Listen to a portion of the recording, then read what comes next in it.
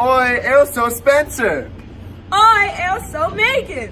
Oi, eu sou Olivia. Oi, sou Norma. E somos os Brasileiros Falsos. Nunca foi tão fácil encontrar passagens e hospedagens pra conhecer o Brasil. Partiu férias, partiu Brasil. Escravidão! Oi, eu vou falar sobre a história do Brasil, especificamente a escravidão no Brasil. A escravidão no Brasil era como muitos países do Caribe e dos Estados Unidos.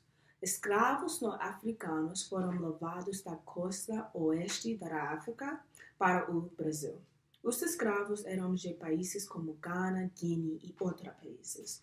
O Brasil é muito mais próximo da África do que os americanos, por isso era mais barato comprar escravos. Eles só querem escravos do sexo masculino porque precisavam de seu trabalho físico para a cana-de-açúcar. A cana-de-açúcar era a principal cultura do Brasil e ainda hoje é usada no Brasil. A expectativa média de vida de um escravo brasileiro era de 6 ou 7 anos. Muitos acreditam que a escravidão no Brasil era muito pior do que a escravidão nos Estados Unidos da América ou no Caribe. Mas eu acredito que todas as formas de escravidão são terríveis e não devem ser comparadas umas às outras. Oi, pessoal! Aqui temos as cataratas de Iguaçu, na fronteira com a Argentina. As cataratas são os locais mais visitados pelos estrangeiros no Brasil. Se vocês tiverem no tempo, devem visitar as cataratas de Iguaçu. Fora ventos, cachoeiras em total. Imigração. Nosso estudo da cultura brasileira não estaria completo sem olhar para as principais populações imigrantes que chegam ao Brasil.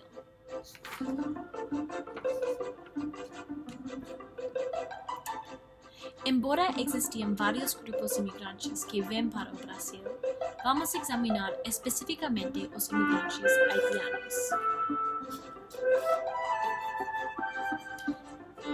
Em 2010, Haiti sofreu um terremoto terrível que completamente destruiu o país.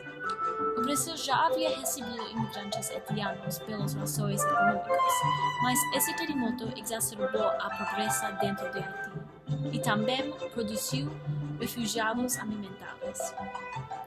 O Brasil foi um dos países mais preferidos para os haitianos, porque no ano 2004, a Missão de Estabilização foi criada pelas Nações Unidas, depois de qual os laços entre os países foram reforçados. Em 2014, mais imigrantes haitianos vieram para o Brasil, porque como o Brasil se preparava para sediar a Copa do Mundo, havia mais oportunidades para encontrar trabalho. O futuro da imigração dos haitianos ao Brasil vai depender das mudanças políticas, econômicas e sociais dentro de ambos Haiti e Brasil. Obrigada. Religião. A religião tem um papel muito importante no país de Brasil. Mais de 80% das pessoas no Brasil identificam como cristãos no ano 2010. A maioria delas católicas. É certo que os adolescentes estão deixando atualmente as regras das religiões tradicionais no Brasil. Nos Estados Unidos, os adolescentes religiosos têm um risco maior de ter filhos na adolescência, mas um artigo de Varona e Júnior demonstra que as religiões podem ajudar aos adolescentes brasileiros de não ter filhos não planejados. A religião pode ter um efeito positivo ou negativo nas vidas dos adolescentes brasileiros, mas seguramente ela tem uma influência poderosa. A economia. Oi, gente! Para entender completamente a cultura brasileira, é preciso falar sobre a economia. Nas últimas 4 anos, o desemprego aumentou 5,6% para 12,7%. No mesmo período, o PIB diminuiu e a dívida aumentou. Embora tenha havido uma recente deceleração da economia, em parte devido à corrupção e ao escândalo do governo, o Brasil teve em mente o crescimento econômico como a criação do Programa de Aceleração do Crescimento, o PAC.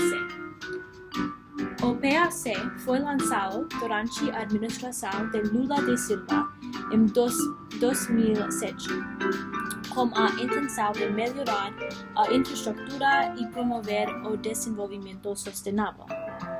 PAC, que teve um orçamento de 503 bilhões de reais, investia dinheiro no transporte, a energia, o setor imobiliário e outras indústrias importantes. No âmago do PAC estava o objetivo de aumentar a oferta de emprego e renda. Esse objetivo se tornou muito importante durante a crise financeira global de 2008 e 2009, porque permitiu que as pessoas mantivessem seus empregos, renda e consumo. Hoje em dia, o PAC ainda está ativo e mantém seus investimentos nos sectores diversos na economia. Dado a recente tendência descendente na economia, é provável que o governo deva juntar novas ideias para o futuro da economia do país. Política! Oi, vou falar sobre a política. Cada país democrático tem relações diplomáticas com os demais para estimular ao comércio e turismo e para resolver problemas políticos entre os governos. O Brasil e os Estados Unidos não sempre tiveram uma relação amigável por causa das diferenças ideológicas, mas hoje em dia as embaixadas têm interações positivas para o povo.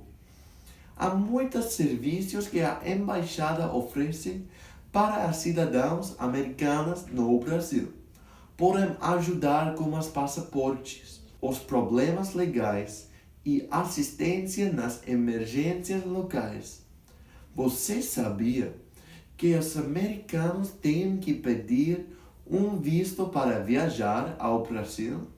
Pode obtê-la na internet por uma taxa pequena. Se você tiver qualquer dúvida quando está numa cidade brasileira, deve perguntar à embaixada. Gírias. Bem-vindo! Em muitos países existem várias gírias. Os jovens falam muito diferente que outras pessoas. Em muitos casos, pessoas velhas usam o vocabulário sofisticado quando é comparada a pessoas jovens. No Brasil, quando você conhecer uma pessoa, você vai dizer "é aí". Isso significa basicamente como está, só tudo bem. Mas em vez disso, você pode dizer "é aí". Veja, "é aí, Amanda". Quando uma coisa é muito bom, você pode dizer "beleza". Isso significa basicamente maravilhoso ou bonita. Vou mostrá-lo para você. "É aí, Amanda". Tudo bem? Tudo bom? Você quer ir à mala comigo amanhã? Eu preciso comprar um vestido para a semana. Beleza, eu preciso de comprá-lo também. No Brasil, especialmente no Rio de Janeiro, quando pessoas estão falando sobre um menino ou um homem, eles vão usar a palavra cara. Embora cara significa cara, eles usam ainda isso para muitas coisas. Você pode usar a palavra para Cara, eu esqueci minha tarefa para minha aula. Essa cara é muito louca. Veja. E aí, Megan? Oi, Amanda, como estás? Mais ou menos, meu irmão está muito irritante. Eu quero dizer a ele, cara, você é chato a caralho. Vida cotidiana. Oi, gente. Hoje eu vou falar de dia na vida de aluno no Brasil. É muito parecido com os alunos nos Estados Unidos. No entanto, uma grande diferença no currículo é o INEM e o vestibular. Vou permitir que Álvaro, que é do Brasil, falar um pouco mais. Álvaro! Então, oi. O Enem chama Exame Nacional do Ensino Médio e é um teste tipo SAT americano que muitos alunos fazem quando terminam a escola secundária. E o vestibular é um pouco diferente, porque tem duas fases. Então tem a fase geral, que todo mundo toma, e se você passar da primeira parte, você vai para a segunda fase. E o que é muito diferente dos Estados Unidos é que você escolhe a sua especialização antes de chegar na universidade. Então, você toma o vestibular normal. Se você passar a primeira fase, você vai para a segunda fase, onde você vai tomar testes baseados na sua especialização para a universidade. Obrigada, Álvaro.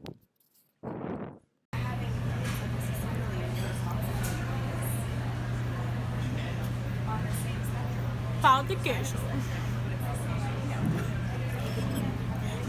O pão de queijo é muito popular como um café da manhã ou um lanche e pode ser encontrado na maioria das casas brasileiras e os cafezinhos na classe de português também. O pão de queijo tem uma receita muito simples. Você só precisa ovo, azeite de oliva, leite, queijo parmesão, tapioca e chá de sal. Embora o pão de queijo tenha uma receita simples, você não deve ser enganado. O prato tem uma história muito complexa e interessante.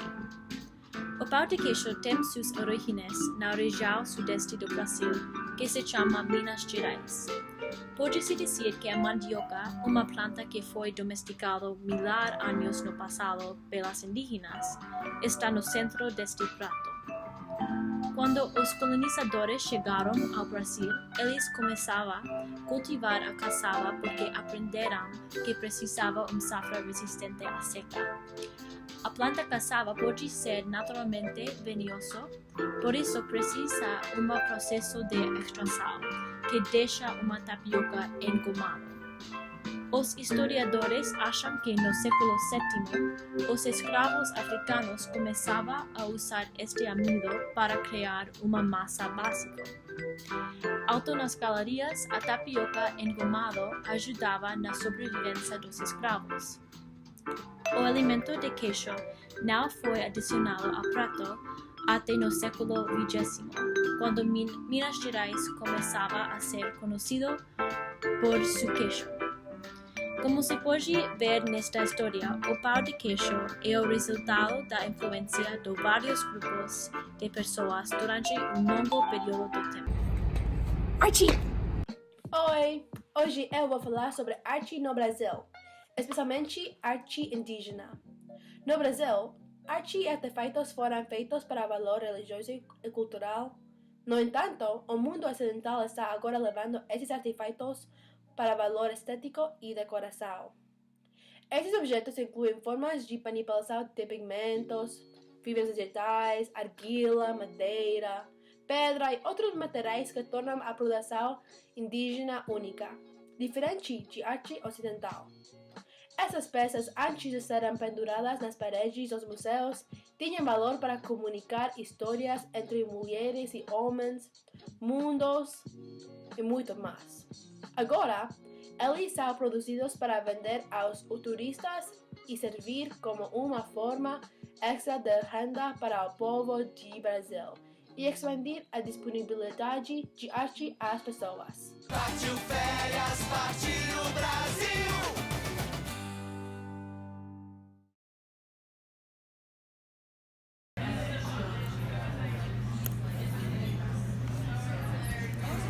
Pão de queijo? Pão de queijo. Por causa das diferenças ideológica.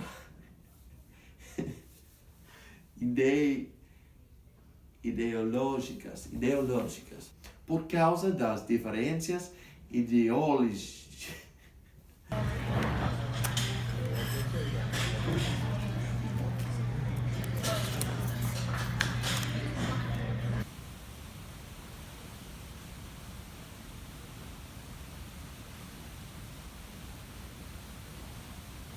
Tchau!